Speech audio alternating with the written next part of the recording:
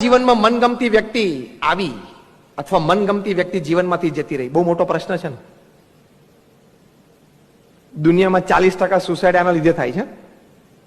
કારણ કે એક વ્યક્તિ માની લેતી હોય છે કે જે વ્યક્તિ એને ગમી ગઈ એ વ્યક્તિ મારી માટે જ સર્જાણી છે. એ પાછલો ભાગ ખોટો છે. તને જે વ્યક્તિ ગમી જાય એ વ્યક્તિ તારી માટે જ સર્જાણી છે, એ જરા વિભાગ પાછલો ખોટો છે. પણ વી સ્ટાર્ટ બિલીવિંગ ઇટ. એના લીધે કેટલા બધા મોટા પ્રશ્નો થાય છે. મર્ડર્સ થાય છે ને. મનગમતી વ્યક્તિ જીવનમાં આવી કે મનગમતી વ્યક્તિ જીવનમાંથી જતી રહી. પ્રારબ્ધનો ખેલ છે, ભગવાનની ઈચ્છાનો ખેલ છે. Why are you getting disturb?